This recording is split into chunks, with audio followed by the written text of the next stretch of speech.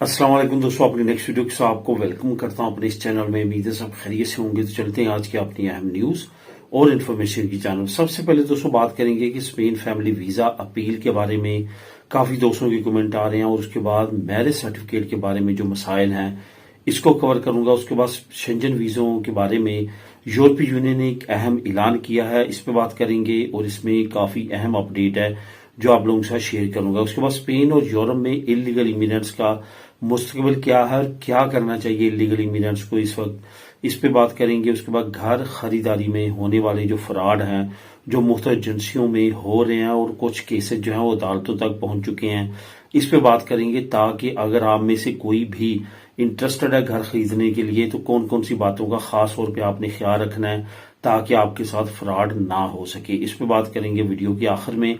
तो सबसे पहले तो बात करूंगा कि कौन कौन से लिंक आप लोगों के साथ शेयर करूंगा। सबसे पहले तो आप लोगों के साथ जो शेंजन वीजों के बारे में यूरोपीय यूनियन का एक अहम ऐलान है, इसका लिंक आपको मिलेगा, लिंक नंबर 1। आप इसको खुद भी क्लिक करके रीड कर सकेंगे। इसके साथ साथ दोस्तों आपको बताता चलूं कि इलीगल इमिग्रेंट्स के बारे में काफी नई अपडेट्स आ रही हैं, क्योंकि जैसे जैसे 20 मई नजदीक आ रहा है वैसे वैसे कुछ नए कवानीन के बारे में और कुछ नई अपडेट जो हैं वो भी सामने आ रही हैं। तो दोस्तों ये लिंक आपको मिलेगा। उसके साथ साथ जो दोस्त इस चैनल पे नए हैं लाजमी तौर पे चैनल को सब्सक्राइब करें और मजीद आने वाली ताकि वीडियोस आप तक बर वक्त पहुंच सके। तो मजीद वक्त जाया किए बगैर सबसे पहले तो बात करते हैं कि स्पेन फैमिली वीजा अपील के बारे में काफी दोस्त जो है वो कमेंट करते हैं। बहुत सारे लोग ऐसे हैं जिनकी फाइलें जो हैं वो रिजेक्ट होती हैं, रिफ्यूज होती हैं, वो फिर अपील में जाते हैं। तो बहुत सारे दोस्तों के कमेंट ये भी आ रहे हैं कि अगर खुदा न खास्ता हमारा केस जो है वो रिफ्यूज हो जाता है तो क्या हम दोबारा से अप्लाई हमें करना चाहिए या कि अपील की तरफ जाना चाहिए। तो यहां पे आपको बताता चलूं, अगर तो आपके केस में कोई कमी पेशी हुई, आपके डॉक्यूमेंट में कोई मसला बना और आपका केस इस वजह से रिफ्यूज हुआ, जब टाइम लाइन की वजह से आप सही टाइम पे उनको डॉक्यूमेंट प्रोवाइड नहीं कर सके जो उन्होंने मांगे थे, तो इस सूरत में अगर आपका केस रिफ्यूज होता है तो बिल्कुल भी अपील की तरफ जाने की जरूरत नहीं है, बल्कि उस प्रॉब्लम को दूर करने के बाद अपने केस को दोबारा आपको इनपुट करना चाहिए। लेकिन ये याद रखें कि जो भी डॉक्यूमेंट इस दौरान एक्सपायर हो चुके हैं, अटेस्टेशन एक्सपायर हो चुकी हैं या बाकी मसाइल एक्सपायर हुए हैं, तो वो लाजमी तौर पे दोबारा से टेस्ट कर लें ताकि दोबारा से उनकी वैलिडिटी हो जाए। तो इस वजह से एक तो ये चीज का आपने खास तौर पे ख्याल रखना है कि वैलिडिटी आपके डॉक्यूमेंट्स की होनी चाहिए, अदरवाइज जो है आपकी फाइल आगे फॉरवर्ड वो नहीं करेंगे।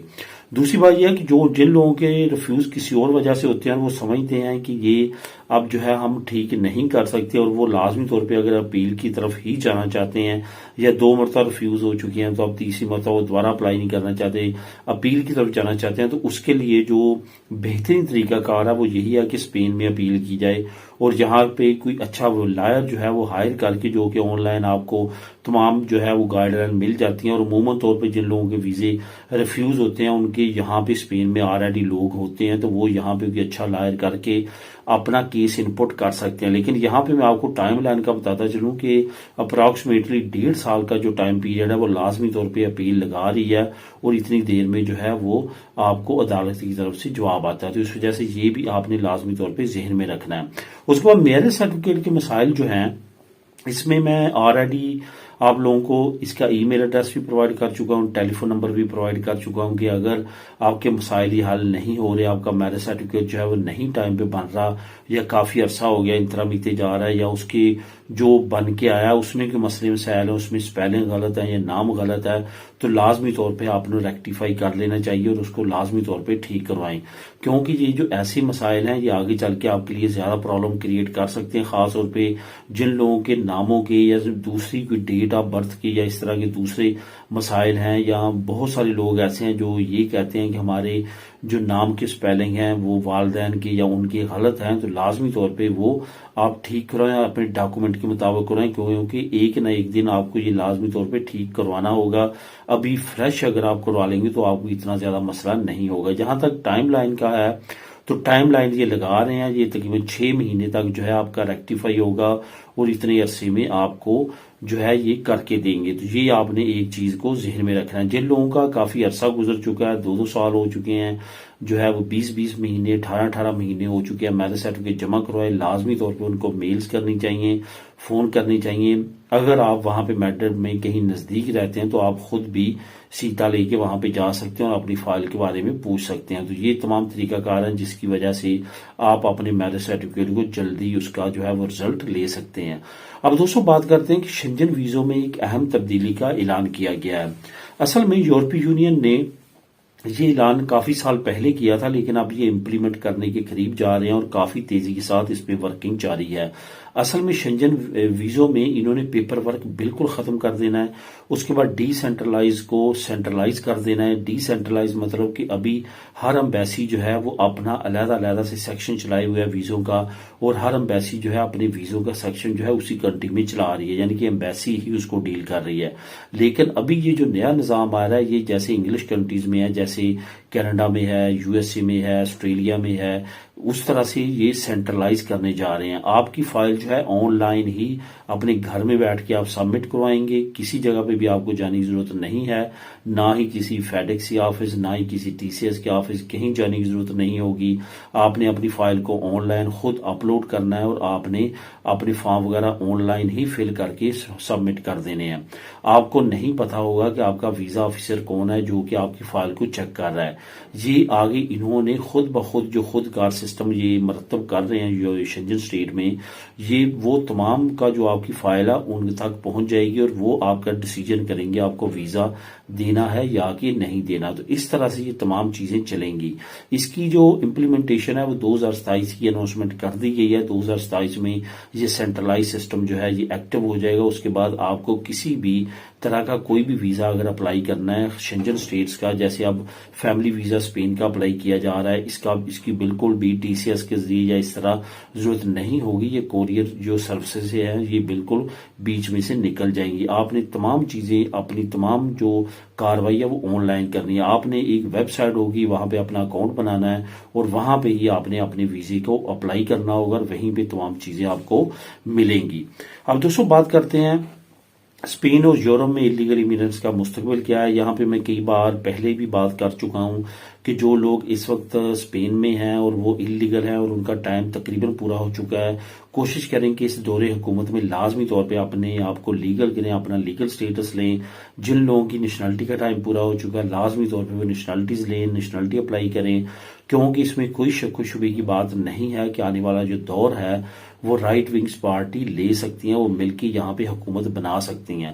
پرتگال کی آج سے چند مہینے پہلے، میکسیمم 1 سال پہلے ایگزامپل دی جاتی تھی کہ وہ کس طرح سے امیگرینٹس کو فیسیلیٹیٹ کر رہا ہے جلدی نیشنلٹی دینے میں، جلدی پیپر دینے میں، جلدی ورک پرمٹ دینے میں، ساری چیزوں میں۔ ابھی اس وقت موجودہ سچویشن یہ ہے کہ پولیس جگہ جگہ وہاں پہ چھاپے مار رہی ہے، ڈاکومنٹ چیک کر رہی ہے، جن کے پاس نہیں ہوتے ان کو پکڑ رہی ہے، ڈپورٹ کیا جا رہا ہے، ان کو جیلوں میں پھینکا جا رہا ہے۔ تو اس طرح کی سچویشن ہے، امیگریشن بالکل بند کر دی گئی ہے۔ نئے لوگوں کو، آنے والوں کو بالکل بھی وہاں پہ ریزیڈنٹ کارڈ اب نہیں دیے جا رہے، نیشنلٹی بھی پہلے سے ٹف کر دی گئی ہے۔ تو یہ سچویشن اٹلی میں بھی ہے، اسپین میں ابھی تک نہیں ہے کیونکہ پسوئی کی حکومت ہے۔ یہ حکومت کے بعد یہاں پہ بھی اس طرح کے حالات ہو سکتے ہیں۔ باقی یورپ اور شنجن اسٹیٹ میں بھی حالات ذرا مختلف نہیں ہیں۔ وہاں پہ بھی آسٹریا میں رائٹ ونگ پارٹی آ چکی ہے، ہالینڈ میں رائٹ ونگ پارٹی آ چکی ہے، جرمنی میں بھی ریسنٹلی جو الیکشن میں رائٹ ونگ پارٹی آ گئی ہے، فرانس میں بھی کافی زیادہ جو ہے وہ اس طرف سچویشن جا رہی ہے۔ باقی ممالک میں بھی آپ کو پتا ہے کہ پولینڈ، ہنگری، چیک ریپبلک نے آلریڈی امیگرینٹس کو لینے سے انکار کر دیا ہے، جس کی وجہ سے پیکٹ امپلیمنٹ نہیں ہو رہا۔ تو یہ تمام سچویشن اللیگل امیگرینٹس کے لیے خطرناک ہے۔ تو جو لوگ جیسے بھی ہو ممکن ہو لازمی طور پہ اپنے آپ کو لیگل کرنے کی کوشش کریں، کیونکہ آنے والا وقت یورپی یونین کا بہت اچھا نہیں ہے اللیگل امیگرینٹس کے لیے۔ اس کے بعد آپ کو پتا ہوگا ڈپورٹ کے ہب بنائے جا رہے ہیں۔ میں نے ریسنٹلی آپ لوگوں کے ساتھ وہ نیوز بھی شیئر کی تھی، اس کا لنک بھی شیئر کیا تھا اور آپ کو بتایا تھا کہ یورپی یونین کا ڈپورٹ کرنے کے بارے میں کیا پلان ہے۔